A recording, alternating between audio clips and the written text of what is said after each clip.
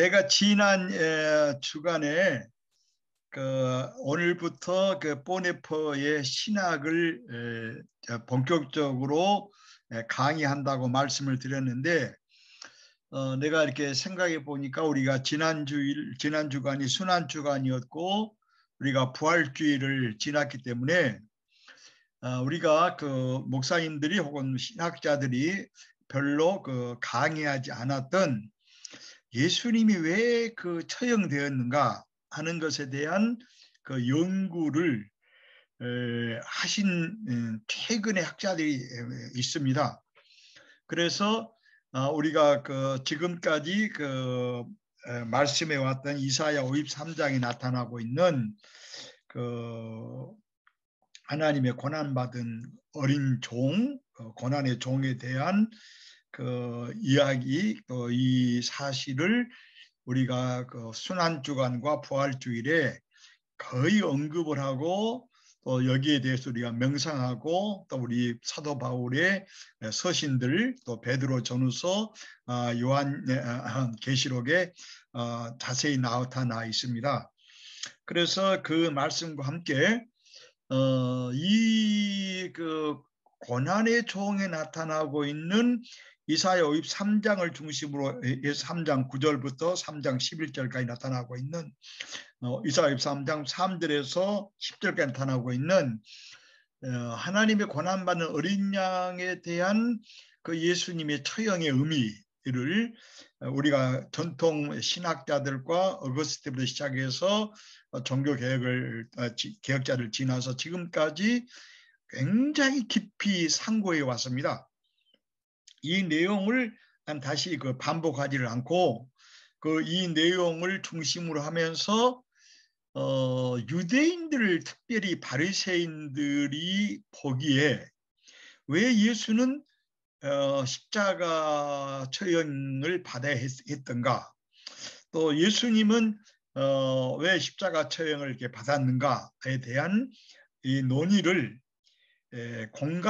요한복음을 빼놓고 공간복음서를 중심으로 해서 연구해왔던 이 신학자들의 새로운 안목을, 또 새로운 인식을 우리가 좀 깊이 배우는 것도 매우 의미가 있다고 생각이 들어요. 그래서 이 말씀을 내가 공부를 해가지고 우리 캐리그마 아카데미의 신학 공부를 하고 있는 우리 목사님들, 또 일반 성도들, 또 신학자들, 또 신학생들에게 이 말씀을 좀 드리려고 이렇게 생각을 했습니다. 부활주의를 생각하면은 내가 유학 가기 전에 시골 교회에서 2년 동안을 전도사를 하면서 이렇게 교회를 돌본 적이 있어요. 그때는 총각 전도사였습니다. 1968년에 군대를 제대를 하고 교회가 없는 아주 벽촌, 바로 바닷가 위에 있는 작은 교회에 가서 내가 전도사를 6개월을 했습니다.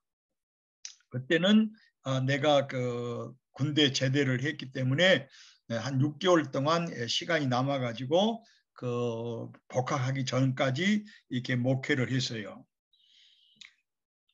그 경험이, 목회한 경험이 내게 매우 유익했고, 지금도 부활주일만 되면 그때 경험했던 분들의 생각이 늘 나고, 그래서 거기에 관련된 우리 장기녀라고 하는 소녀 이야기부터 시작을 해서 이 부활주일에 관련된 말씀을 드리려고 합니다.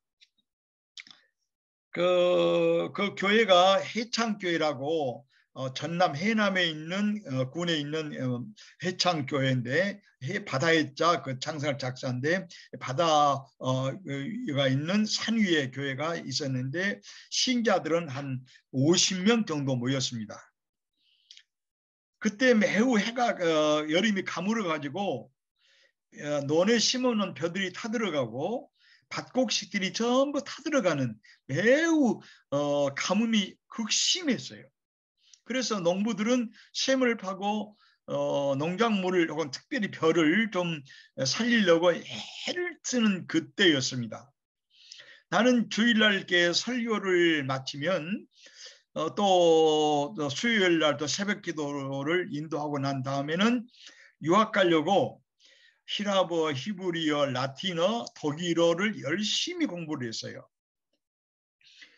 어느 그때가 뭐 8월 아마 중순쯤 됐으리라 생각하는데 너무 가물어 가지고 밭에 심어놓은 고구마가 다 타들어가고 배추가 다 타들어가고 벼드가 타들어가서 살 수가 없는 시대였어요. 그래서 나는 하나님께 비를 주시라고 늘 기도드리면서 그래도 유학 준비를 위해서 이렇게 어학을 열심히 공부하고 또 철학을 공부하고 우리 박봉남 교수께서 나에게 말씀해 주신 그 책들을 읽으면서 유학 갈 준비를 하면서 공부하고 있었는데요. 11시쯤 되면은 해가 어떻게 그 되게 비치는지 견딜 수가 없이 더운 여름인데 이렇게 그 방에 앉아서 책상에서 이렇게 공부를 하고 있으면 11시 반쯤 11시 되면은 그 장기녀라고 하는 그때 당시에 이름은 꼬마였어요. 장기녀라고 부르지 않고 이름이 꼬마였습니다. 너무 집이 가난해서 초등학교를 잘 못 다녔어요. 그래서 부모님들이 밭에 나가서 일을 하면은 이 장기녀는 동생을 업고 늘 집을 돌보고 또 집안 설거지를 하고 청소를 하고 이런 일을 했는데 11시쯤 반쯤 되면은 그렇게 물이 구하기 어려운 그때에 어디서 물을 구했는지 교회가 산 위에 높은 데 있는데 이 장기녀는 눈이 잘 안 보여요. 그리고 먹지를 못해 가지고 얼굴이 아주 주근깨가 끼고 눈이 잘 안 보이기 때문에 매우 어려웠어요. 그런데 걔가 어린애가 13살, 4살 될 때였는데 늘 새벽 기도를 나온 거예요. 그래서 먹지도 잘 못하지 또 새벽 기도는 나와야지 내가 나오려면 시간 이렇게 나오는 거예요. 주일 학교에 열심히 나오고 나와서 교회 청소하고 또 혼자 기도하고 이렇게 가는데 참으로 놀라운 그 소녀였습니다. 그런데 아까 말한 것처럼 11시 반쯤 되면은 어디서 그 귀한 물을 구했는지 그 눈도 잘 보이지 않는 꼬마란 소녀가 그 높은 층계 이렇게 올라와 가지고 조그만 그 물동이에다가 물을 받아와 가지고 이렇게 말하는 거예요. 전도사님, 이 물로 목욕을 하라는 거예요. 그래서 아무리 그 전도사가 마음이 강팍하기로 서니 그 뜨거운 여름에 또 물이 구하기 어렵고 눈도 잘 보이지 않는 소녀가 그 높은 산을 층계 타고 올라와 가지고 어디서 구하기 어려운 물을 가져왔는데 그 물로 목욕할 전도사가 세상에 어디 있겠어요. 그래서 나는 그 꼬마 장기녀라는 소녀에게 나 오영석 전도사는 특별한 성격이 있어가지고 아무리 뜨거운 여름에도 목욕을 하지 않는다. 그러니 이 귀한 물을 밭에서 논에서 일하고 오시는 어머니 아버지에게 드리고 그리고 남으면 너하고 네 동생이 마시라. 그렇게 말을 하면 이 소녀는 이 물동이를 이고 마당에 아주 해가 아주 쨍쨍 내려지는데 땀을 뻘뻘 흘리면서 그 마당에 서 있는 거예요. 이렇게 계속 서 있는 거예요. 할 수 없이 보던 책을 덮어놓고 이 소녀한테 가서 물동이를 받아가지고 바가지로 싸가지고 세수 한번 하고 손 씻고 그러니까 다시 그 물동이를 들고 층계 저 밑에까지 내려다 놓고서 이 물을 가져다가 어머니 아버지 드리라고 그러면 비로소 웃고 그 소녀가 갔어요. 이렇게 하기를 그 소녀가 한 20일을 했어요.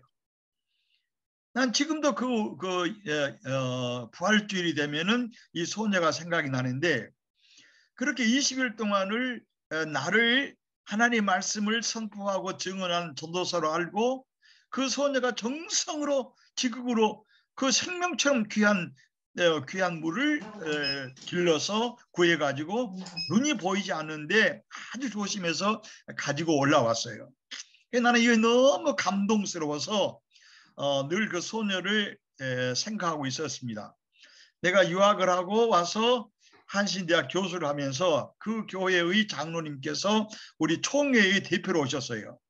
그래서 우리 대표 장로님한테 물어봤습니다. 그 소녀가 내가 그 전도사 직을 수행할 때 한 20일 동안을 그 떼약볕에서 물을 길러 와가지고 눈도 보이지 않는데 그 정성과 희생을 다해서 나에게 물을 가져왔는데 그 소녀가 그 뒤로 어떻게 눈이 됐으며 그 소녀의 앞길이 어떻게 되냐고 물어봤어요. 그랬더니 그 장로님이 다음과 같이 대답을 하신 거예요.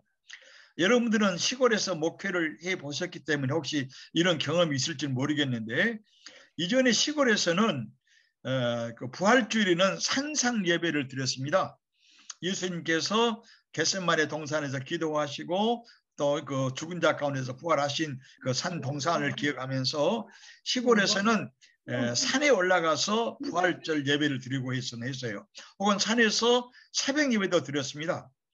그런데 내가 그 돌봐왔던 교회는 너무 작아가지고 50명이 모여서 산에 올라가 예배드리기가 너무 작으니까 세 교회가 합쳐서 부활절 예배를 드리면 한 150명쯤 모여서 해마다 부활절 예배를 드리고 했어요.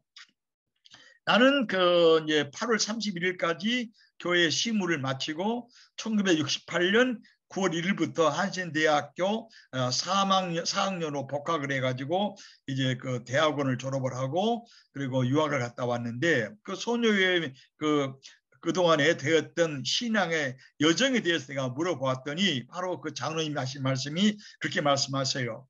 목사님 아시는 것처럼 우리 교회가 해마다 세 교회들과 합쳐서 부활절 예배를 산에서 드리는데 어느 해 부활절 예배를 드릴 때 이 꼬마라고 하는 장기녀 소녀가 부활절 예배를 드리면서 우리가 부활절에 사셨네 사셨네 예수 다시 사셨네라고는 이 찬양을 부르지 않습니까? 그렇게 교인들이 사셨네 사셨네 예수 다시 사셨네 하고 부활절 이렇게 찬양을 열심히 드리는데 이 장기녀나 소녀가 그러더란 거예요. 저기 부활하신 예수님께서 흰옷 입고 오시네. 그리고서는 예수님 하더니 내 눈 하더니 그 눈이 감겨있던 장기녀 소녀 눈이 활짝 열려가지고 그날 부활절 지켰던 세계의 교인들이 과연 부활하신 예수님께서 오늘날도 마태복음 28장 18절 15절 16절 말처럼 하늘의 권세와 땅의 권세를 전부 선해 주시고 세상 끝날까지 우리와 함께 하신다고 하는 하나님의 말씀을 확인했다는 말씀을 내가 들었어요.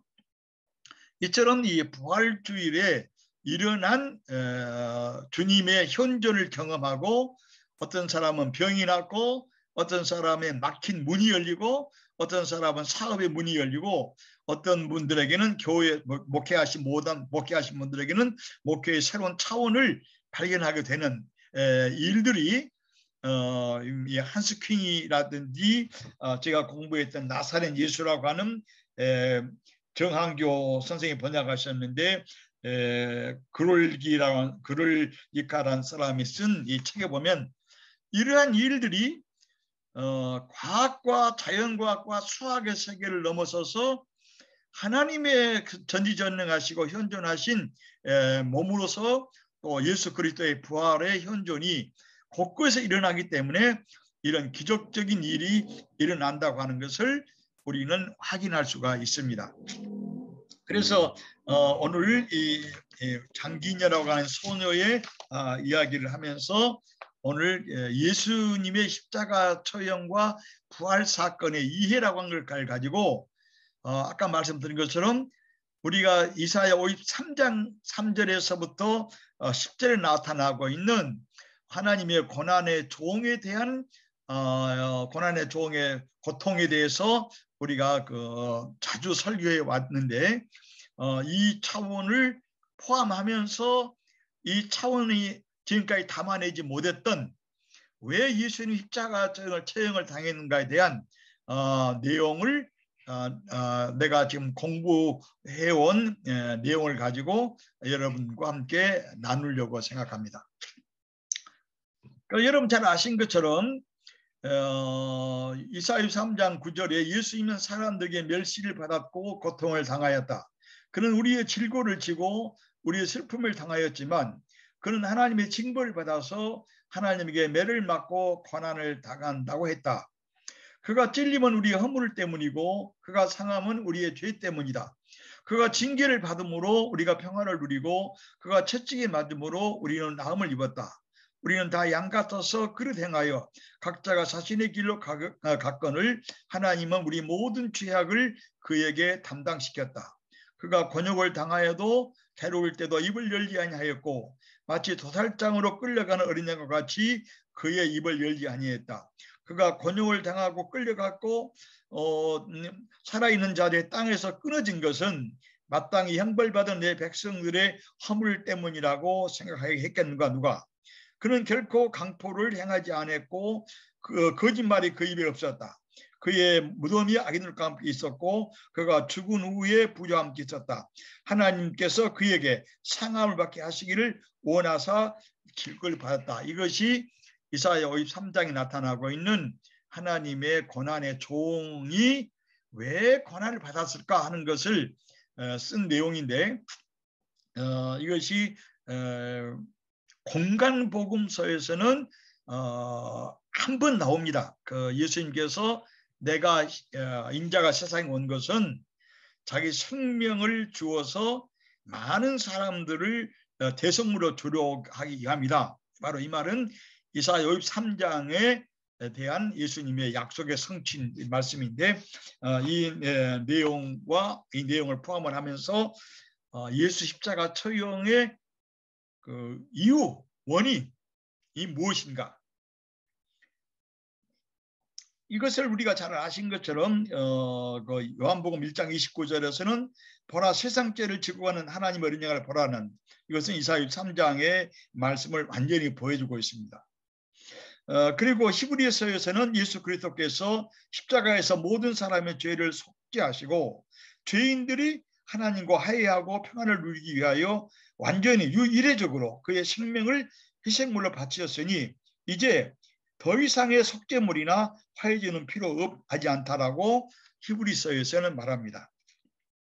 그래서 히브리서 9장 12절에 예수님은 염소와 송아지 필요하지 아니하시고 오직 자기의 피로서 영원한 속죄를 이루사 단번에 성소에 들어가셨다. 이제 영원하신 성령을 통하여 흠없는 자신을 하나님께 드린 그리스도의 피가 어찌 너희 죽은 양심을 죽은 행실에서 깨끗하게 살아계신 하나님을 섬기지 못하게 하겠느냐. 이렇게 그 말씀을 하시고 여러분 잘 아신 것처럼 요한계시록에서도 하나님의 죽음을 당한 어린 양은 바로 이사야 53장과 신약에 공감 나타나고 있는 이 말씀을 이렇게 표현하고 있습니다. 그런데 아까 말씀드린 것처럼 공간복음서에서는 인자가 온 것은 섬김을 받으러 온 것이 아니고 도리어 섬기려 하고 자신의 목숨을 많은 사람의 대성물로 주려 함이라. 마가복음 10장 45절이 유일한 말씀입니다. 그래서 예수님은 자신을 메시아라고 왕이라고 칭하지도 않았고 항상 자기 자신을 인자라고만 불렀어요. 군중들은 기적을 경험하고 오병이의 기적을 보고 그를 왕으로 세우려고 하였으나 예수님은 그를 피하여 산속으로 들어가서 기도하셨다고 우리는 공간복음서에서 예수님의 그 생애와 그 삶을 찾아볼 수 있습니다. 이걸 가리켜서 예수님의 메시아의 비밀이라고 그래요. 지금은 별로 이 말을 쓰지 않지만 우리가 신학교 다닐 때는 예수의 메시아의 비밀이란 말이 매우 유명했어요. 과연 예수님이 자기 자신을 메시아로 여겼는가? 과연 예수님이 자기를 그리스도라고 여겼는가? 과연 예수님이 자기 자신을 하나님의 아들이라고 독생자라고 보았는가? 요한복음을 제외하고 공간복음서에서는 별로 우리가 찾아보기 어렵고 오직 예수님은 자기 자신을 인자라고 해서 인자, son of man, 그래서 인자라고 보았는데 이런 면을 보면은 유대인들과 바리새인들 또 서기관들 공감볼 것 같으면 절대로 유대인들과 바리새인들과 서기관들과 또 경건한 유대인들의 보기는 예수님은 절대로 하나님의 어린 양도 아니고 또 모든 인간의 죄를 용서하기 위해서 속죄양으로 희생으로 죽인 사람이 절대 아니에요.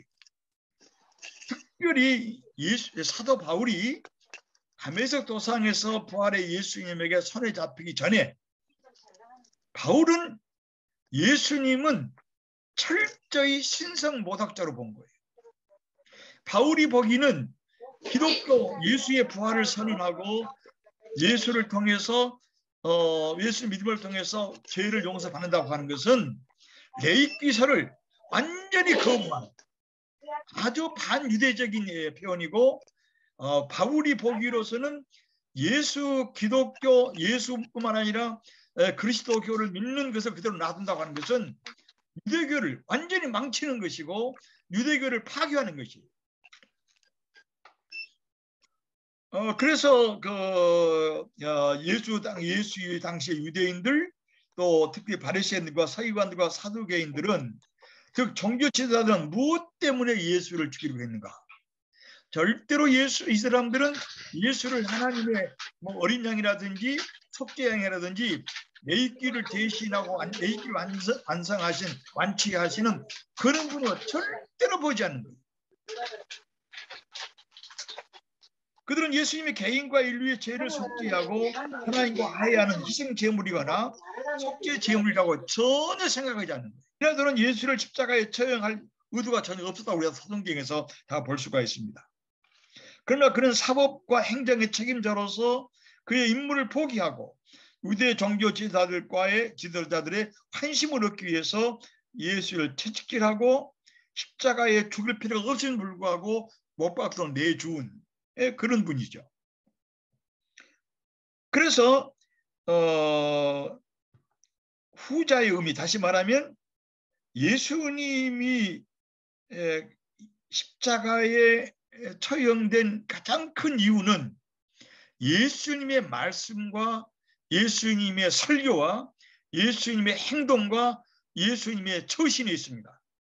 예수님은 매우 유대인들, 특별히 바리새인들, 바울과 같이 가말리아 문화에서 율법을 가장 예리하게 공부했던 유대인들을 매우 예수님의 말씀은 도전하고 그들을 심히 예수를 핍박할 수밖에 없도록 예수의 말씀이 그런 거예요. 그래서 아까 말씀드린 것처럼 예수님이 왜 십자가에 처형했는가 하는 것에 대해서 예수님의 가르침과 처신과 행동을 깊이 습고 시작한 것은 지난 40년 동안 새로운 신학자들이 건강복음서와 유대 역사를 깊이 연구하면서 새롭게 발견한 시각입니다. 유대 역사에서 전혀 상상할 수 없었던 예수님의 독자적인 가르침과 신성모독적인 말과 행동들은 유대의 종교 지도자들과 바리새인들, 서기관들, 사두개인들에게 전혀 용납할 수 없는 도전과 도발적인 것으로만 보였습니다. 그것을 가장 잘 나타내는 인물이 우리가 아는 사도 바울입니다. 부활한 예수 그리스도가 다메섹 도상에서 그를 찬란한 영광의 빛에서 붙잡기 전에는 바울은 사울로서, 바울은 작은 자란 말이고 사울은 큰 자란 뜻인데 잘 아신 것처럼 바울은 사울로서 예수와 기독교에 대해서 격분한 거예요. 예수 그리스도를 믿고 선포하는 자들을 그대로 방기하면 또 방치하면 유대교의 근본이 흔들릴 수밖에 없는 거예요. 당시 최고 율법 학사인 가마리엘 스승 밑에서 율법을 깊이 첨예하게 공부하고 익히고 그들 율법대로 완전하게 청결하게 잘 살았고 율법에 흠이 없다고 말했던 바울은 예수님의 가르침과 설교와 율법과 죄인에 대한 태도는 유대 율법을 송두리째 무너뜨린 거예요. 이런 측면에서 지난 40년 동안 예수님의 그 말씀과 처신과 행동을 봉간복음을 깊이 연구하고 유대교 역사를 철저히 공부해가지고 연구한 분들이 예수 처형에 대해서 새로운 시각을 내신 분이 있는데, 예를 들면 이런 신학자들입니다. 우리 개신교 신학자들에게는 예레미야서가 있어요. 이따 제가 말씀을 드리겠는데, 예레미야서라는 분은 아빠라고 하는, 예수님은 하나님을 아버지라고 부르지 않았습니다. 우리 건강부는 전부 아버지라고 번역되어 있는데 그 원어에는 전부 아빠로 되어 있어요. 이 아빠라고는 말을 가지고 예레미야서는 이스라엘에 가가지고 여러 해 연구해서 큰 책을 썼습니다. 예수님은 우리들에게, 제자들에게 주기도문을 가르치면서 너희들은 하늘에 계신 우리 아버지, our 파터, 우리 아버지라고 부르지 아빠라고 부르지 못하겠어요. 예수님만 하나님을 아빠라고 부른 거예요. 예레미야서의 연구에 하면 유대 역사에서 모세도 아브라함도 또 어떤 예언자들도 하나님을 아빠라고 부른 사람이 아무도 없다는 거예요. 그리고 특별히 이스라엘이 멸망 이후에 랍비 중심으로, 바리새인 중심으로 유대교가 형성되어 왔는데, 탈무드를 중심으로 형성되어 왔는데 어떤 랍비들도 하나님을 아빠라고 부른 사람이 아무도 없다는 거예요. 이것은 아까 말씀드렸던 이 모든 학자들이 전부 동의하고 있습니다. 특별히 예레미야서는 예수의 아빠란 말을 이 아람어로 한다는 말로 다 이렇게 연구하셨는데, 이분이 쓴 글에 가면 아빠란 칭호는 하나님에 대한 예수의 애칭인데, 여기는 어떤 누구도 그 하나님과 예수 사이를 개입할 수 없는 철저한 내밀한, 그리고 영적이고 내적인 깊은 관계를 표현하는데, 여기는 존경과 사랑과 애정을 겸한 이 애칭이라고 이렇게 예레미야서가 쓰고 있습니다. 그래서 이 예레미야서의 애칭이라고 하는 이 새로운 연구 발견이 예수에 대한 하나님의 관계를 전혀 새로운 관점에서 볼 수 있도록 우리 신학적인 또 설교자의 새로운 눈을 이렇게 열어주었습니다. 그 다음에 케제만이라는 분이 있는데요. 이분은 역사적 예수와 캐리그마 예수라는 책을 쓰셨는데, 역사적 예수와 캐리그마 예수는 오랫동안 그 역사적 예수를 부인해 왔어요. 유럽의 자유주의 신학자들이. 그리고 우리가 믿는 성서에서 바울 사도가 말하는 하나님의 아들 예수 그리스도는 후에 교회가 만든 신학의 상상물이라고 표현한 것에 대해서 유명한 튜빙겐 대학의 불투만 후계자였던 케제만은 역사적 예수가 아빠로 부를 뿐만 아니라 그의 모든 가르침과 삶에서 우리가 신앙에서 예수를 하나님 아들이고 독자로 부른 것은 아무 차이가 없는, 양자는 동전의 양과 같다고 하는 것을 밝히면서 학문적인 신학에 대해서 새로운 이정표를 세운 분이 케제만의 역사적 예수와 캐리그마 예수라고 하는 역사적 예수 캐리그마의 그리스도라는 제목입니다. 그 다음에 헨겔이라는 사람이 있습니다. 튜빙겐 대학 신학자 교수인데, 이분은 열심당함과 십자가를 연구해 하셨는데, 우리가 지금까지는 십자가의 그 깊은 의미를 잘 몰랐어요. 로마 사람들이 왜 십자가에 처해 있는가에 대해서 지금까지 신학자들이 연구한 바가 없어요. 그러나 튜빙겐 신학대학의 헨겔이라는 사람이 십자가에 대한 큰 책을 썼는데, 열심당함과 십자가라는 책을 썼는데, 여기에 십자가의 처형의 근원, 로마에서 십자가 처형을 했던 사람들, 누구에게 십자가 처형을 했는가에 대해서 역사적으로 로마를 중심으로 에집트, 시리아를 전부 연구해가지고 새로운 십자가 처형에 아주 가공할 만한 그 통렬한 저주의 상징을 잘 표현했습니다. 이런 측면에서 예수의 십자가의 처형의 그 문제를 아주 잘 밝힌 이 헨겔이라고 하는 이분이 아까 말씀드렸처럼 왜 예수가 이렇게 십자가의 처형을 당했는가에 대해서 굉장히 잘 연구했습니다. 그 다음에 여러분 아신 것처럼 몰트마이라고 하는 사람이 십자가에 달린 하나님이라는 책을 썼어요. 십자가에 대한 하나님이라는 이 책이 희망의 신학 다음에 나온 책인데, 이 십자가에 대한 하나님이라는 책을 보면은 예수님도 십자가의 처형을 당할 수밖에 없도록 유대인들에게 매우 도발적인, 도전적인 이런 말을 서슴지 않고 한 거예요. 유대인들이 절대로 용서할 수 없는 신성모독적인 발언을 예수님은 서슴지 않고 한 거예요.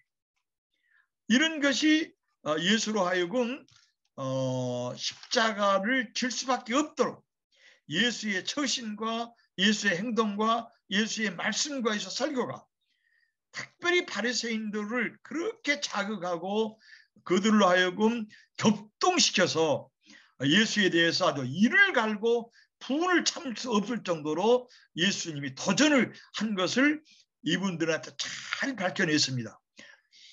그 다음에 여러분 아실지 모르겠지만 이 판네벌크라고 하는 민넨 대학의 조신학 교수였는데 헤겔의 연구가뿐만 아니라 역사 신학으로 유명했던 이분이 쓴 유명한 책이 그리스도록이라는 책이 있어요. 이 책이 예수님이 왜 처형을 당할 수밖에 없는가에 대해서 굉장히 자세히 공간 복음서를 분석을 해가지고 우리가 지금까지 아까 말씀드렸지만 이사야 63장을 중심으로만 이해했던 예수 십자가 처형을 매우 구체적으로 이해할 수 있도록 아주 생생하게 제시한 것이 판네벌크의 조신학 교수의 그리스도론이라는 책입니다. 그 다음에 개신교에서는 조신학자로서는 몰트만과 판넨버르크고 신학자로서는 예레미야스, 케이제만, 그 다음에 행일 같은 이분들이고 그 다음에 카톨릭에서도 이걸 굉장히 연구를 많이 했어요. 그래서 카톨릭의 조신학자로서는 한스 퀸, 왜 그리스도인가라는 책은 아주 명저입니다. 이 책이 한 유럽에서 100만 권 나갔다는 책인데 우리 한국에서는 한스 퀸의 왜 그리스도인가 하는 이 책이 전판이 번역된 것이 아니고 요약판이 번역됐습니다. 본도 출판사에 나왔는데 이 책을 나는 한신대학 교수하면서 학생들에게 다 읽혔어요. 이 책을 읽어야 기독교가 뭔지를 알 수가 있다.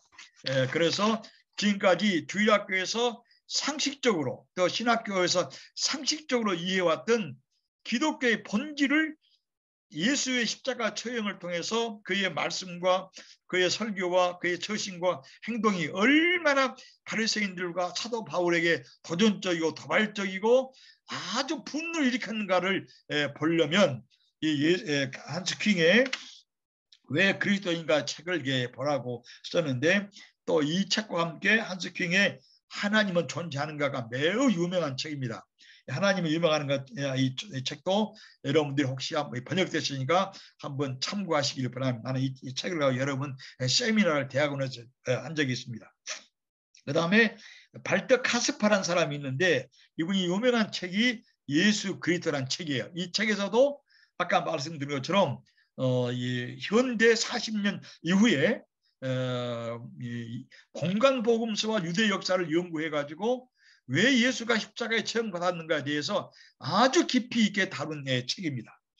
그 다음에 요한 그랄가라고 하는 이분이 나사렛 예수라는 책을 썼는데 역시 다른 시각에서 썼지만 같은 내용에서 썼기 때문에 내가 이 5분들의 책을 연구를 하고 그 내용을 오늘 이 시간에 좀 요약을 하면서 여러분들이 예수 그리스도의 하나님의 어린 양, 고난장 어린 양으로만 보았던 예수 처형을 다른 시각에서도 볼 수 있는 이런 내용을 말씀을 드리려고 합니다. 첫째로 이분들이 연구한 내용들을 간략하게 살펴보고 부활 사건의 의미를 한번 살펴보면 대강 다음과 같습니다. 첫째로 율법에 대한 예수의 도발적인 말과 행동입니다. 예수님의 가르침과 설교에서 가장 강력한 전선을 아주 도전적이고 비판적이면서 서로 적대감을 형성한 것은 율법에 대한 예수의 이해와 태도였습니다. 율법은 여러분 신명기와 출애굽기에서 보듯이 하나님께서 시내산에서 불로 임재해서 모세에게 석판으로 써주신 신성을 불가침한 것입니다.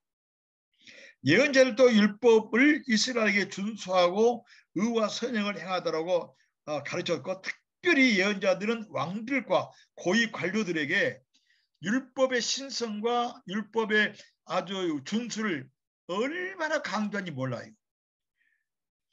그래서 율법을 준행하면 이스라엘이 전 세계에서 하나님의 뛰어난 백성으로서 인정을 받고 하나님의 제사장 나라로서 하나님의 놀라운 복을 받는다고 하는 것이 신명기의 아주 근본 사상입니다. 그래서 여러분 아신 것처럼 너희들이 율법을 지키면 신명기 28장에 너희가 들어가도 복을 받고 나가도 복을 받고, 너희들 떡그릇과 물그릇에 복을 받는다. 너희들이 하는 모든 일에 복을 받는다. 너희의 밭에 있는 모든 추수들이 복을 받고 너희 진농들이 복을 받는다. 그렇지 않으면 너희들이 저주받는다. 하늘이 문을 닫고 비를 내리지 않기 때문에 너희들이 연병에 죽는다고 엄격한 아주 심판을 경고하는 이 신명기 법전입니다. 이것이 구약 역사와 왕들의 성공과 실패를 결정하는 아주 지배적인 신명기 사관이고 신명기 신앙입니다. 오늘 이것도 우리 한국교회 그대로 적용되어 있고 신약에도 신명기 사관이 그대로 나타나 있습니다. 그러나 이러한 신명기의 율법 인식과는 아주 반대되는 율법에 대한 맞선 신앙 인식과 내용이 있습니다. 이것이 여러분 아까 것처럼 욥기입니다. 욥기. 그리고 시편에도 자기 나타납니다. 율법을 지키면 장수하고 복되고 모든 일이 형통한다고 그러는데 불구하고 율법을 잘 지키고 전혀 죄가 없다고 살고 있고 고백하고 믿고 경건한 욥은 그렇게 말할 수 없는 고통을 당했기 때문에 우리가 흔히 교회에서 욥은 욥기 3장에 있다는 것처럼 욥은 그렇게 많은 고난을 당하고 몸이 병이 들어서도 절대로 하나님을 원망하지 않았다고 그렇게 욥기 3장에 표현하고 있는데, 우리 교회에서 목사님이 거기까지만 말합니다. 그 다음에 욥이 얼마나 하나님의 대의를 하나님을 향하여 맞짱을 뜨고 대들고 내가 용입니까 바다입니까 하나님 어디 있냐고 그렇게 하나님을 원망 불평하게 말할 수 없어요. 시편에도 그런 게 너무 많습니다. 예수님은 신명기 사관을 받아들인 것도 있고 전혀 받아들이지 않는 설명이 다 들어있습니다.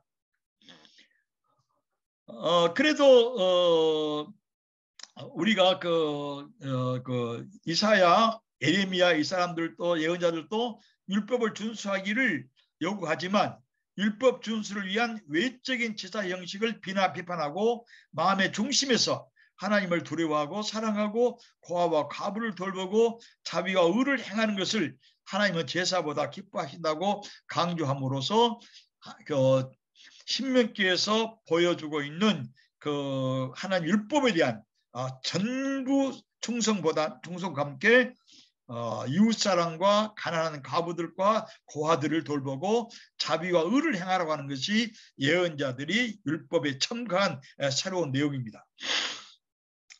우리가 포로 이후에 에스라에서 본 것처럼 다시 한번 엄격한 율법 준수를 강조합니다. 여러분 에스라가 1장부터 10장까지 있는데 내가 지난번 에스라를 잘 읽었습니다.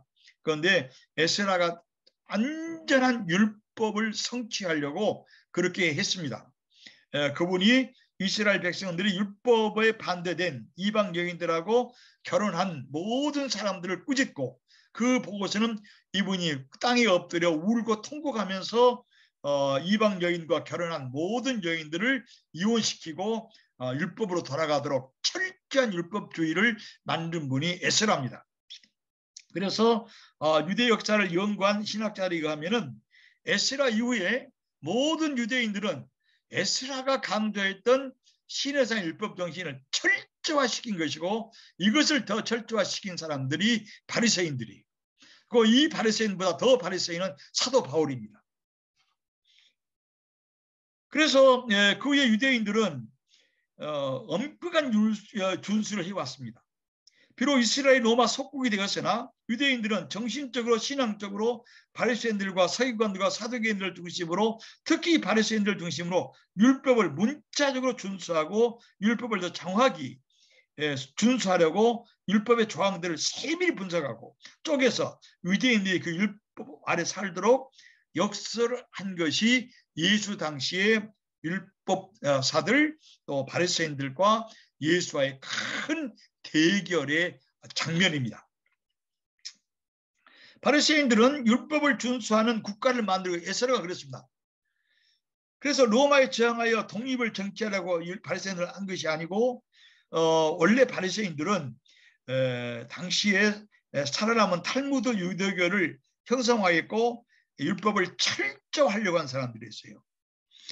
국민의 생활을 율법의 터에 삼고 하는데 그래서 복음서에서 예수님은 자주 유대인 바리새인들을 위선자라고 이렇게 비난을 많이 하는데 사실 바리새인들은 당시에 그 위선자나 혹은 그렇게 그 비난받을 사람들이 아니었고 이들은 철저히 유대의 교를 지키려고 하는 다른 사람과 분리된 바리새인의 말은 분리주의자라는 뜻이에요.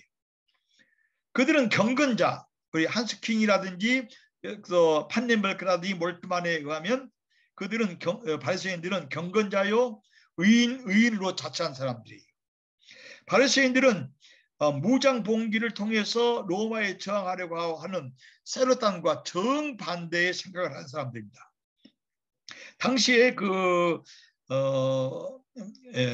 그랄디에 의하면 유대인의 인구가 한 50만 됐다는데 50만 된 유대인들 가운데서 이분의 증거에 이분의 연구에 의하면 랍비들이 한 6천 명 됐다는 거예요. 그러니까 50만 가운데서 유대인의 율법 위에서 나라를 세우고 생활편을 세우면서 율법을 쪼개가지고 모든 면에서 율법을 지키려고 했던 이 랍비 유대인들이 바리새인들이 한 6천 명 됐다고 그러니까 6천 명 된 사람들이 굉장한 영향력을 유대 역사에 행사했다라고 이 신학자들은 표현하고 있습니다. 그들은 율법대로 살려고 한 자들인데 그들은 세리들과 창녀들과 불량배들 국가의 반역자를 가장 싫어했습니다. 특별히 세리들과 창녀들과 불량배들 국가의 반역자들을 싫어하는 가장 큰 이유는 이들을 그대로 용납해주고 이들과 사귀면은 하나님께서 절대로 메시아를 유대 나라에 보내지 않고 기다린다는 거예요.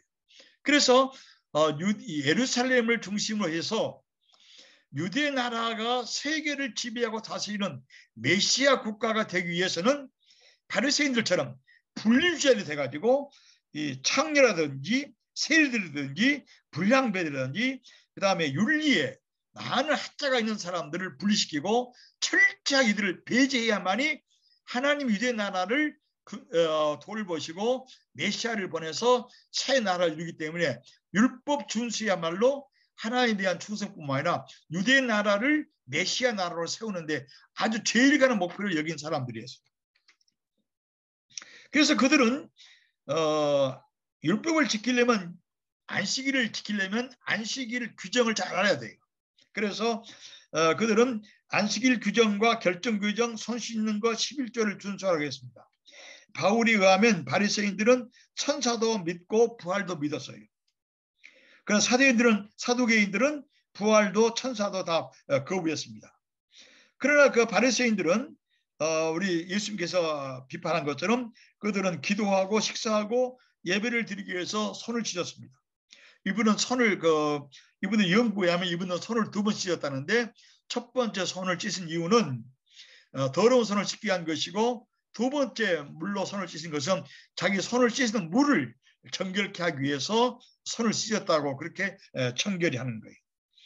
그런데 예수님께서는 이렇게 손을 깨끗이 씻는 것이 중요한 것이 아니라 너희들이 속 사람이 너희들이 마음이 음욕과 탐욕으로 가식하게 찬 것을 아주 비난한 것 볼 것 같으면 바리새인들은 이러한 외적인 것과 내적인 것을 구분했던 이런 잘못을 또 범하기도 한 것으로 보입니다. 그래서 그들은 그 안식일을 매우 중시했는데요. 안식일은 이분들이 안식일을 제대로 지키려면 이렇게 표현했습니다.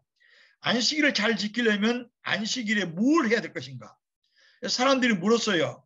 안식일의 글자를 몇 자 쓰면 되느냐? 이 바리새인들은 안식일의 글자를 2자 쓰라고 그랬어요. 한 자는 해가 뜬 다음에 쓰고 또 한 자는 해가 지기 전에, 그러니까 오전에 해가 다지는 오후에 2자를 쓰면 안식일 규정을 잘 지킨다고 이렇게 보았어요.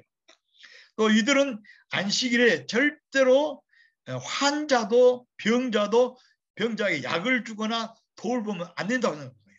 이것은 안식일에 일하지 말라고 하는 것에 걸린다는 거예요. 이들은 안식일에 몇 복 이상을 걸면 안 된다고 결정을 해가지고 거기까지만 생각한 거예요. 또 안식일을 절대 지킨 이들은 안식일에 불이 나면 어떻게 될 것인가? 안식일에 불이 나도 끄면 안 된다는 거예요.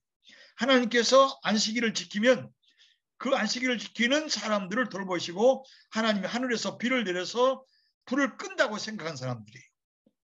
안식일에 전쟁이 나면 절대로 죽을지언정 싸우면 안 된다고 하는 분들이 바리새인들의 철저주의자입니다. 그런 점에서 이들은 아주 율법을 정확하게 지키고 무슨 일을 해도 허락되는가 안 되는가, 안식일에 낳은 달걀을 먹어도 되는가 안 되는가.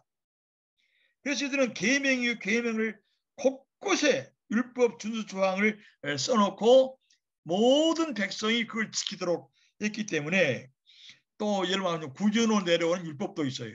그걸 지켰기 때문에 여러분 이런 율법을 지킬 수가 없는 거예요.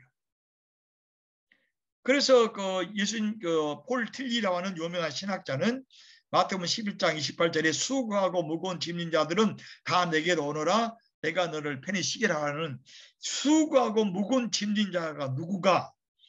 우리가 지금을 보면 뭐 병든 자, 고생한 자, 무거운 짐을 진 자, 또 실업자들, 암 걸린 사람들, 미래가 없는 사람들, 갇힌 자들, 뭐 여러 가지 표현할 수가 있습니다. 그러나 폴 틸리는 뭐라 표현하냐 그러면 이렇게 안식일의 규정에 너무 걸려가지고 손과 발을 움직이지 못할 정도로 곳곳에 안식일 규정을 정해놓고 죄를 짓게 만드는, 이렇게 고생하는 사람들을 가리켜서 폴 틸리는 수고하고 무거운 짐을 진 자라고 표현했는데, 바로 예수님은 이 율법을 철저히 상대화시키고 때에 따라 율법을 파괴시키고 때에 따라 유대인들의 신성불가침을 여기는, 그야말로 하나님도 너무 어렵기 때문에 여러분 내가 율법을 공부해 보니까 이런 말이 나오더라고요. 율법이 얼마나 신성하고 어렵고 깊은지 하나님도 율법을 연구하지 않으면 잊어버린다는 거예요. 그래서 하나님마저도 율법을 연구해야 유대인들 이스라엘을 가르칠 수 있다라고 그렇게 가르쳤어요. 그런데 이런 율법에 대해서 예수님께서 전혀 율법을 예수님 때에 따라 율법을 매우 마태복음 5장에 6장에 7장에 보면은 율법을 철저화시키기도 하면서도 율법을 상대화시키고 때에 따라 율법을 매우 폐기시키는 이런 일을 예수님이 자행하신 거예요. 여러분 이런 말을 보세요. 예수님은 살인만 아니라 성을 내는 것이 이미 살인이라고 이렇게 마태복음 5장 11절, 21절, 20절 말씀 드시고, 남의 아내를 탐내고 마음의 음욕을 가진 것이 이미 간음한 것이라고 이렇게 보면은 이건 구약의 율법을 훨씬 넘어서는, 사람들이 지킬 수 없는, 하나님의 은혜를 받지 아니하고서는 전혀 상상할 수 없는 이런 율법의 철저화를 예수님의 강조를 보면은 예수님은 율법을 넘어서는 그런 차원을 가진 것을 우리가 생각할 수 있습니다.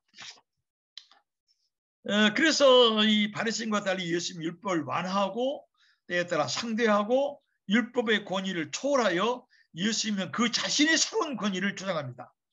여러분 이러한 내용을 우리는 마태복음 5장, 6장, 7장에서 볼 수 있는데, 여러분 신명기 21장 13절, 신명기 15장 17절, 신명기 55장 18절, 또 신명기 21장 등등 출애굽기 1장에 나오는 모세의 권위를 말하고 있어요. 너희가 신명기에서 이혼하지 말라고 들었으나 절대로 하나님, 나는 너희가 말한다. 이게 전혀 다른 권위예요. 모세는 너희에게 이혼할 때는 이혼 증서를 써주고 이혼하라고 말했으나 나는 너희에게 말한다. 절대로 하나님이 짝지어 주신 것을 사람이 나누면 안 돼. 그 다음에요, 우리가 신명기에서 눈은 눈으로 이는 눈으로 갚으라고 하는 그 율법이 있습니다. 이렇게 말씀해서요, 너희가 이를 이로 눈은 눈으로 갚으라는 율법을 들었으나 나는 너희가 말한다. 내 이웃을 사랑하고 원수를 미워하란, 내 이웃을 원수를 악한 자를 대적하지 말고 내 오른밤을 치는 자들에게 내 왼편으로 손을 대라. 그 다음에 내가 율법에서 모세에게서 들었는데 내 이웃을 사랑하고 원수를 미워하는 말을 들었으나 나는 너희가 말한다. 너희 원수를 사랑하고 너희를 박해한 자를 위해 기도하라. 이 내용을 아까 말했던 이 학자들은 예언자들도 모세도 유대인 랍비도 절대로 할 수 없는, 내가 모세의 권위를 넘어선다. 모세가 여러분, 나는 신명기 볼 때마다 마음이 뜨거워지는데요. 사도행전보다 성경의 불길이 가장 강한 것이 신명기입니다. 그래서 나는 마음이 답답할 때, 힘들 때 신명기를 자주 읽어요. 신명기를 읽으면 마음이 뜨거워지고 하나님의 현존을 느낄 수 있는 하나님 불길이 단 것 같아요. 그 놀라운 불길 속에서, 그래서 이런 신명기 보신 것처럼 감히 유대인들은, 일반 신도들은 신의 산에 발도 못 들입니다. 발 들으면 다 죽어버려요. 신성불가침하게 하나님을 받은 모세의 권위를 나사렛 예수, 목수의 아들, 별로 공부도 못했고 가정도 보잘것없는 이 예수가 나는 너에게 말한다. 제가 마치 바리새인들이 들었으면, 바울 사도가 들었으면, 바울 사도 되기 전에 바울이 이 말을 들었으면 바로 예수는 율법 파괴자예요. 율법 파괴자는 돌로 쳐 죽여야 되는 거예요. 그래서 아까 말한 아까 여러 새로운 지난 40년 연구한 사람들은 이 예수의 이 권위, 예수의 모세의 권위를 압도적으로 넘어서는 새로운 예수의 권위는 유대 역사에서 절대로 용서할 수 없는 거예요. 지금도 용서할 수 없어요, 유대인들은. 그래서 예수님은 바리새인들은 이런 나사렛 출신 예수가 율법 권위 위에 자기 권위를 내세우고 별로 보잘것없는 자가 나타나서 군중을 끌어들이면서 병을 고치고 율법의 권위를 파괴하고 자기 새로운 권위를 나가 이렇게 말한다. 하나님의 말도 없어요. 거기는 내가 이렇게 말한다는 거예요. 이건 놀라운 권위입니다. 이런 권위를 한 사람이 없어요. 그래서 이런 볼 때 바리새인들이 보기는, 또 특별히 서기관들과 SNF파들을 보기는 예수는 율법 파괴자라고 아주 분통을 터뜨리고 분격을 느꼈으며, 저는 처단받아야 할 이단이라고 볼 수밖에 없어요. 이렇게 예수는 율법에 대해서 도전한 거예요. 그렇기 때문에 예수는 처형을 받도록 자기가 도전하고 분경을 일으킨 거예요. 그래서 예수님은 율법 보장과 정확한 율법 준수가 구원을 보장한 것이 아니에요. 이것이 예수님과 바리새인이 보았던 율법에 대한 아주 천양직간의 차이입니다. 유대인들은 철저히 율법을 1.1이라도 어기며 지키는 것이 하나님의 구원을 얻는 유일무이한 수단인 것에 대해서 예수님은 철저한 율법 보전과 정확한 율법 준수가 하나님부터 구원을 받는 유일무이한 보장 수단이 아니라고 하는 것을 예수님은 보신 거예요. 그다음에 그래서 예수님에게서는 궁극적으로 율법은 구원의 척도가 아닙니다. 율법은 하나님의 선한 선물이지만 율법 지상주의는 예수님은 거부하는 거예요. 절대적인 규범, 제도, 법전이 사람들을 위하여 사람들의 권익을 보전하고 평화를 신장하고 무엇이 건설적이고 무엇이 좋은 일을 세우는가에 기여하는지가 율법이 돼야지 인간을 억압하고 인간을 탄압하는 것은 율법이 될 수 없다고 하는 것이 예수님의 율법에 대한 태도입니다. 그러나 중요한 거 있어요. 사람의 뜻이 절대로 예수님에게서는 하나님의 뜻과 동일되지 않습니다. 예수님은 하나님의 뜻과 사람들 절대 일치하지 않아요. 흔히 우리는 하나님의 뜻과 사람들 일치할지가 많아요. 내가 지금 말하기 어렵습니다만은 우리 한국에 무슨 시장이 나타나가지고 민중과 군중이 예수라고 동일시하는 이런 이상한 것이 나타나는데 이것은 예수의 사상과 정반대고 종교개혁 신학과도 정반대되는 성서에 반대되는 그런 생각입니다. 그래서 예수님은 절대로 사람의 뜻이 하나님의 뜻이 대신할 수 없고 일치될 수 없어요. 하나님의 뜻은 철저히 예수님이 겟세마네 동산에서 기도한 것처럼 당신의 뜻이 이루어지기를 바라는 언제나 기대하는 새로운 미래가 열린 것이지 인간의 어떤 좋은 판단도 인간의 어떤 탁월한 신학적인 주장도 하나님 뜻일 수가 없고 하나님 뜻과 일치될 수 없다고 하는 것은 우리 예수님의 삶에서 확신할 수 있고 우리가 배울 수 있는 내용입니다. 그래서 하나님의 거룩한 뜻은 늘 존중해야 되고 우리는 그 뜻이 이루어지도록 간구하고 노력해야 한다고 하는 것을 우리는 배울 수가 있습니다. 두 번째로 예수님이 죄인들에 대한 태도는 바리새인들과 특히 에세네파에서 견딜 수 없는 모독이었어요. 누가복음 18장 9절에서 10절에 보면은 예수님께서 바리새인의 기도와 세리의 기도에 대해서 비유해서 말씀한 거 있습니다. 예수님의 말씀한 게 보면은 바리새인과 세리는 다 같이 기도하려고 성전으로 올라갔습니다. 그때 이렇게 세리는 기도하고 합니다.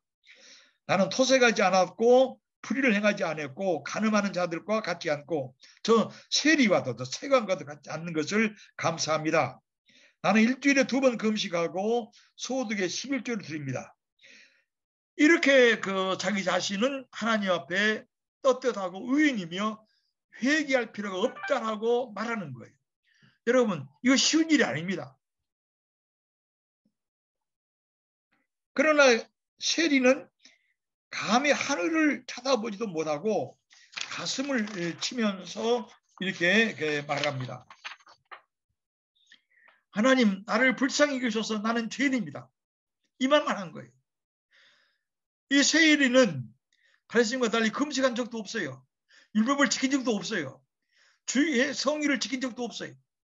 그러나 하나님 앞에 나와서 회개하고 자신은 죄인이니 나를 불쌍히 여러 회개한 것을 보고 예수님은 뭐라고 말씀하시냐고 하면 이 두 사람 중에 누가 의롭다함을 받고 집으로 갔겠느냐. 예수님은 세리라고 표현합니다. 이 말을 들었던 바리새인들은 그들의 경건과 도덕과 신앙 일체를 뒤집어 버리는 예수님의 이 판단을 보고 분격할 수밖에 없는 거예요. 아니, 협잡군, 국가의 배반자, 얼마나 돈을 착취하기도 모르는 이 도둑놈 같은 세관원을 하나님 더 의롭다 보신다고? 나는 안식일을 지키고 11절을 바치고 금식을 하느라고 얼마나 고생을 많이 했는데 나보다도 저런 협잡군 세리를 더 의롭다고 보신다고? 회개했다고? 이것은 바리새인들이 용서할 수 없는 일이에요. 그 다음에 누가복음 15장에서 여러분 아는 것처럼 그 탕자 비유가 나오지 않습니까? 유산을 받아가지고 다른 나라에 가서 마음껏 탕진하고 돌아온 둘째 아들이 집에서 착실하게 부모님을 섬기고 안식일을 준수하는 첫째 아들보다도 아버지에게 더 좋은 대우를 받고 금이 환영한 것처럼 큰 축제를 벌려준다고? 세상에 이런 하나님이라면 이런 종교라면 그게 무슨 종교냔 말이야. 이 비도덕적인 막대먹은 자가 큰아들보다도 의롭게 산 큰아들보다도 더 하나님의 사랑을 받는다고? 도대체 예수가 보는 하나님은 뭐야? 이렇게 유대인들은, 바리새인은 특별히 예수에 대해서 도전할 수밖에 없는 이런 말씀과 설교를 예수님은 서슴지 않고 하신 거예요. 그리고 또한 예수님은 바리새인들의 위선과 거짓을 폭로하고 비판합니다. 바리새인들이 보기에는 윤리적으로 비난을 받을 자과 또 예수님 바리새인이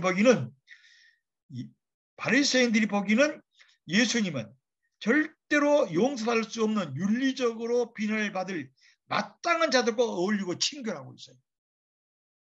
바리새인은 그들과 절대로 혼동하면 안 되는 거예요. 그들과 사귀면 안 되는 거예요. 불경건하고 영락없는 죄인이라고 여긴 서기관 세리를, 레위를 제자로 삼는다고? 그게 선생이야? 예수는 하나님의 거룩함을 파괴한다고 보는 거예요. 죄인의 친구이고 먹을 것을 탐하고, 바리새인이 말했어요. 저 예수를 봐라. 저는 죄인의 친구요. 먹을 것을 탐하고 술을 즐긴다고 이렇게 쓰고 있어요. 한스키는 이것을 아주 멋지게 번역했는데, 예수는 먹보요 술보라고 번역을 했어요. 이렇게 바리새인들이 예수를 비난한다는 거예요. 그토록 예수님은 바리새인들이 보기에 영락없는 죄인들, 불결한 죄인들, 절대로 성전에서 용납할 수 없는, 율법을 절대로 지킬 수 없는 이들을 사귀고 이들을 받아들이고 그들을 세리 마태를 부르고 레위를 제자로 삼고, 세상에. 그런데 바로 이런 사람들이, 바리새인들이 보기에는, 율법자들이 보기에는 전혀 희망이 없는 지옥 밑바닥에 들어가야 할 이들이 예수를 만나면 희망이 생기는 것이고 하나님 나라의 자녀로 그들이 거듭나는 거예요. 예수가 그들과 사귀는 것은 예수님이 그들의 차원으로 내려가기 위해서가 아니라 바로 그들을 하나님 나라의 백성으로 승화시키고 변화시키기 위한 거예요. 이것이 예수의 특별한 점입니다. 그래서 예수님 말씀하시기를, 나는 의인을 부르러 온 것이 아니고 죄인을 불러 회개시키려고 왔다 하는 말씀이 바로 여기에 적용됩니다. 바리새인들과 서기관들과 그 당시의 유대의 율법자들은 절대로 죄인을 불러서 친교하거나 그들과 사귀거나 그들과 같이 식사를 할 수가 없어요. 그들은 멸망받아야 할 사람들이에요. 그다음에 세 번째로, 예수님은 유대인들이 보기에는 안식일 파괴자입니다. 아까 내가 말했습니다. 안식일에 글자를 두 개를 쓸 수 있으나 한 자는 아침에 쓰고 한 자는 해질 때 쓰라는 거예요. 안식일에 불을 끌 수 있느냐 없냐? 끌 수 없다는 거예요. 안식일에 병자를 치료하거나 도울 수 없다고 본 거예요. 그래서 여러분, 안식일 날 예수자들이 밀밭기 하면서 이삭을 이렇게 꺾어서 손으로 부벼서 먹으니까 바리새인들이 어째서 안식일에 이렇게 손을 부비는 일을 하냐는 거예요. 이처럼 경건한 유대인들에게 대해서 예수님께서는 안식일이 사람을 위해서 있는 것이지 안식일이 사람이 안식일을 위해 있지 않다. 무슨 말이냐면은, 여러분 칼 바르기를 잘 밝혔는데요. 우리가 하나님 천기를 창조하시고 우리를 안식일에 초청하신 것은 하나님의 평화와 하나님의 기쁨과 하나님의 깊은 생명의 친교에 참여시키기 위한 안식이라는 거예요. 하나님의 놀라운 평화, 하나님의 깊은 쉼, 하나님과의 생명의 친교를 하지 않고서는 인간은 살 수가 없다는 것이 성경의 창세기의 근본 취지입니다.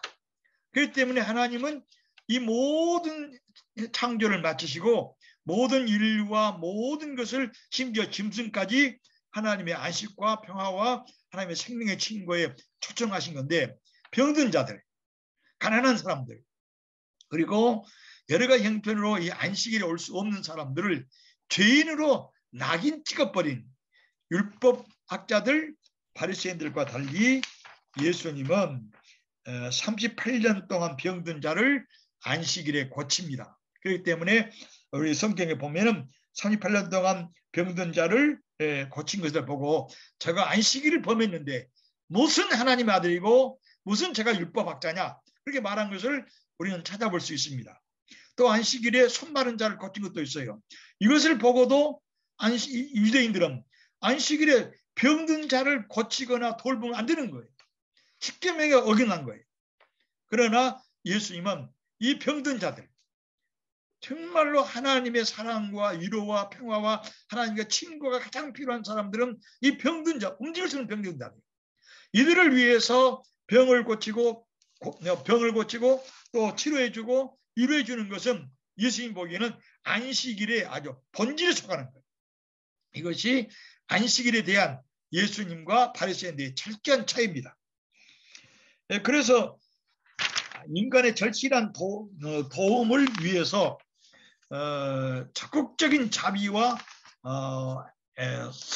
선행과 의를 행하는 것이 예수님이 보시기에 안식일에 해야 될 일이지, 안식일에 아무것도 하지 말라는 것이 아니라 하나님 평화와 안식과 하나님과 기쁜 참된 생명의 교제를 위한 이런 일을 하는 것이 안식일 규정에 맞다고 예수님이 본 것이 랍비들과 또 바리새인들과 서기관들과 예수님이 보았던 안식일의 매우 다른 측면입니다. 그 다음에 여러분 중요한 것이 예수님은 십자가에 못 박힌 가장 중요한 이유는 신성 모독자입니다. 영어로는 블레스페미예요. 누가복음 5장 10절 25절, 마가복음 9장 18절, 마가복음 2장 1절 12절에 예수님이 중풍병자를 고치는 내용이 증언됩니다. 마가복음 5장 20절에 이렇게 되어 있어요. 예수님이 중풍병자를 고치고 이렇게 말했어요.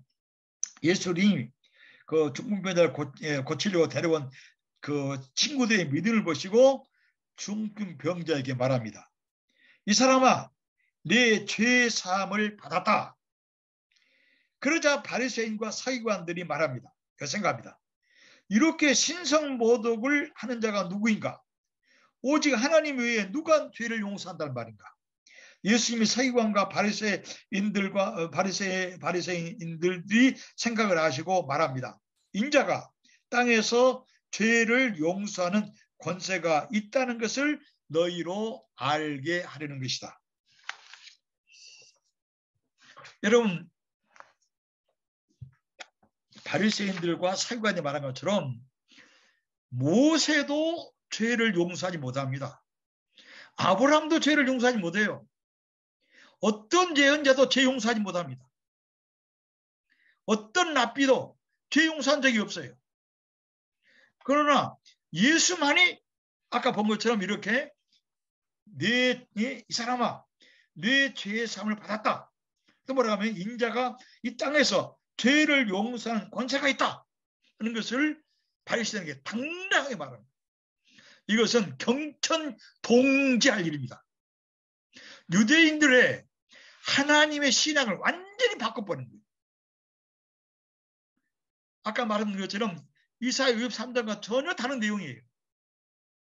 아니, 세상에 유대 역사에, 구약 역사에 누가 죄를 용서할 수 있어요?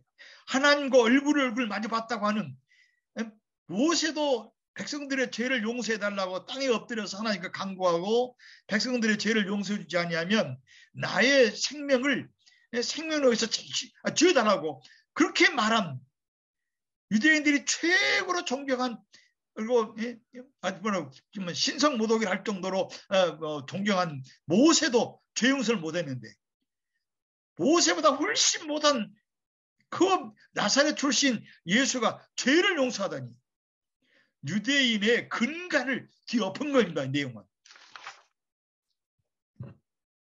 이 심판권은 하나님의 전권과 심판권을 참칭하는 거예요. 사칭한 거예요. 하나님이 고유한 권리를 감히 나사렛 목사들이 주장한 것은 명백한 신성모독이에요. 유대교를 완전히 뒤엎어버린 거예요. 이건 전대미문의 일입니다. 그러면 예수를 적대시하고 그를 신성모독과 율법 파괴자, 안식일과 성전의 상대자라고 하고 그를 처형을 할 수밖에 없다고 하는 것은 유대인들이 보기, 유대 종교, 유대교에 관심이 있고 바리새뿐만 아니라 바울처럼 가말리엘 문화에서 철저히 율법을 공부한 사람은 절대로 예수의 신성 모독판을 용서할 수가 없는 거예요. 그래서 유대교의 이 예수를 그대로 방치하면 유대교의 근간이 무너지고 유대교의 뿌리가 썩을 수밖에 없는 거예요. 설상가상으로 군인들이 그를 호산나로 부르면서 환영한 것을 보면 혹시 이들이 예수가 왕이라고 참칭을 해가지고 로마 군인들이 와서 다시 유대 국가를 철저히 파괴시킬지 모른다고 하는 이 무서움도 들어있는 거예요. 다섯 번째로 예수님은 자신을 하나님과 동일시하고 있습니다. 한번 누가복음 9장 42절 48절에 제자들이 누가 크냐는 논쟁을 하는데 예수님 어린아이를 그 앞에 세고 말씀하셨어요. 누구든지 내 이름으로 이런 어린아이를 영접하면 나를 영접하는 것이고 나를 영접하는 자는 나를 보내신 하나님 아버지를 영접하는 것이다. 또 마태복음 10장 32절에 누구든지 사람 앞에서 나를 시인하면 나도 하늘에 계신 내 아버지 앞에서 그를 시인할 것이고 나를 부인하면 나도 하늘에 계신 내 아버지 앞에서 그를 부인하리라. 이것은 하나님이 최종적인 심판권을 예수님이 참칭하는 거예요. 하나님 외에 할 수 없는 걸 예수님이 하는 거예요. 하나님과의 동일시하는 것은 정말 신성모독과 함께 유대인들이 돌로 쳐 죽여야 될 일이라는 거예요. 이렇게 예수님을 처형할 수밖에 없는 일을 예수님이 도발한 거예요. 예수의 말과 행동과 처신, 이 설교는 앞에 내가 6가지 예를 들었는데 사도 바울이 예수 만나기 전에는 절대로 용서할 수 없는 일이에요. 아마 사도 바울이 예수 믿기 전에 이 말을 들었으면 예수에 대해서 일을 갈았을 거예요. 바리새인들과 함께. 그런데 이것 때문에 유대인들은, 바리새인들은, 서기관들은 로마 권력과 짜고 돌로 처형돼야 할 예수를 예수가 마치 군중을 상대로 해서 왕이라고 참칭했다고 이런 거짓말을 해가지고 십자가에 처형, 정치범들이 죽이는 십자가에 달려 죽었습니다. 이렇게 십자가에 달린 예수는 누구냐 말이에요. 예수를 만나기 전에, 부활한 예수를 만나기 전에 바울이 보기는, 찾아보라 그러면 예수는 율법 파괴자입니다. 예수는 신성 모독자예요. 예수는 하나님을 참칭한 사람이에요. 예수는 안식일을 범한 사람이에요. 예수는 율법 파괴자예요. 절대로 용서할 수 없는 사람이에요. 여러분, 스데반이 율법을 파괴했다고 그래가지고 하나님 모독했다고 죽이지 않습니까? 사도행전 8장에. 여러분, 아합이 나봇의 포도원을 뺏을 때도 이세벨이 나봇이 율법을 모독했다고, 하나님 모독했다고. 그래서 서로 죽이잖아요. 예수도 그럴 수밖에 없어요. 그래서 바울이 예수 만나기는 바울 사도 보기는 예수는 영락없는 돌을 맞아야 할 사람이에요. 그의 가르침과 설교와 신성모독과 하나님 동일시, 이 모든 것들. 하나님의 최후 심판국까지 참치가는 예수는 용서할 수 없는. 그래서 이렇게 십자가에 달린 예수를 이제 유대인도 하나님을 위해서, 예수님도 철저히 하나님을 위해서 투쟁하고 싸우고 설교 가르쳤어요. 그러면 마지막에 하나님이 심판에 대한 게, 하나님 심판. 바리새인들이 우리 사도행전에 본 것처럼 바리새인들은 부활을 믿었어요. 고린도서 15장에 성경대로 유대인들은 예수 부활을, 역사의 마지막에 죽은 자와 산 자를 심판하신 부활을 믿은 거예요. 그럼 역사의 마지막에 하나님은 심판하게 돼 있어요. 예수가 오르냐 바리새인이 오르냐.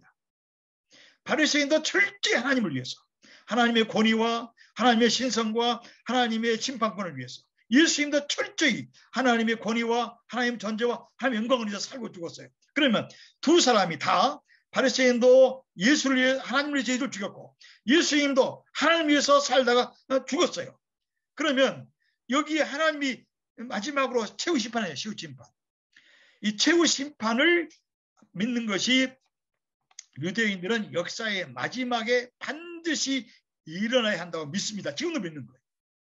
그런데 우리 기독교는 역사의 마지막에 일어날 하나님의 최종적인 심판이 하나님이 예수를 일으킴으로 부활시킴으로 말미암아 역사의 최종적인 심판이 앞당겼다고 보는 거예요. 이것을 몰트만과 판넨버크와 한스킹은 하나님의 선치라고 해요. 부활의 선치. 역사의 마지막에 일어날 일이 예수에게서 모범적으로 먼저 일어나 버렸어요. 하나님은 바리새인들과 서기관들과 그들의 편을 들어준 것이 아니라 그들이 말한 하나님의 권위, 하나님의 존재, 하나님의 말씀이 옳은 것이 아니고 그들이 주장한 율법이 옳은 것이 아니라 예수의 말씀했던 하나님의 모든 말씀, 예수의 말씀과 행동과 설교가 옳다. 하나님의 최종적인 대법원의 판결을 내린 것이 하나님이 예수 그리스도를 죽은 자 가운데서 부활시킨 하나님의 사건인데, 이걸 가리켜서 칼발트 말하기를 하나님의 대법원의 판결이라고 봅니다. 이래서 하나님은 예수 편을 들어주었고 율법이 틀렸고 바리새인이 틀렸고 주 예수를 믿으라 그리하면 너와 내 집이 구원을 얻는다고 하는 이 사도행전에 나타나고는 이 말이 바로 예수님의 전권 주장이에요. 여러분 다 잊어버린 이 말 꼭 기억하세요. 이렇게 예수님이 6가지로 유대인들을 도발하고 하나님을 참칭했다고 하는 거, 신성 못하겠다고 하는 예수님의 이 모든 말이 무슨 말이냐면 예수님의 전권 주장입니다. 예수님의 전권 주장. 나는 하나님 아들이다. 나는 메시아다. 나는 그리스도라고 하는 이 전권 주장인데, 이 전권 주장을 밀수했는데 이 바리새인과 서기관들은 이걸 몰랐고 하나님이 말한, 예수님이 말한 이 전권 주장이 옳았다고 하는 것을 최종적으로 대법원 판결해 준 것이 하나님께서 예수를 일으킨 예수 그리스도의 부활 사건입니다. 여러분들 이 부활을 자칫 잘 못하면 예수님이 스스로 무덤에서 일어났다고 이렇게 표현하는데 그렇지 않습니다. 아까 말한 이 5, 6학자들이 전부 성서를 연구해 보니까 예수님이 스스로 무덤을 깨치고 일어난 적이 없어요. 이것을 일어남이나 일으킴이나 그래요. 일어남은 내가 스스로 일어난 거예요. 일으킴은 하나님이 예수의 전권 주장을 옳다고 해서 그를 죽은 자 가운데서 일으켜서 산 자와 죽은 자의 주로 삼았다고 하는 우리 사도행전 말씀이 있는데, 여러분 예수의 부활을 내가 시간이 있기 때문에 말씀하기 어려운데 예수의 부활을 대한 그 성경을 다 찾아보면 예수가 스스로 일어났다는 것은 한 3군데 4군데 나타나고 거의 99%는 하나님이 그를 일으켰다고 해요. 예수의 전권 주장이 옳다. 내가 맞다. 너는 내 독생자다 하는 것을 전권 주장을 옳다고 하기는 최종 판결로 예수님을 일으켰어요. 그래서 예수의 하나님이 일으켰기 때문에 예수님은 무덤에서 일어난 것입니다. 그래서 산자와 죽은 자의 주가 된 이 주님의 부활 사건이 매우 극적이에요. 이것을 아까 말한 마가복음에서 나온 것은 내가 온 것은 내 목숨을 주어서 모든 사람을 구원하였다고 하는 예수님의 전권 주장을 하나님이 옳다고 확인해 주시고 너는 나의 독생자라고 하는 이 말씀을 하나님이 확정 판결해 준 것이 예수의 부활이다 하는 것을 여러분들이 새롭게 이해될 수 있으면 좋겠습니다.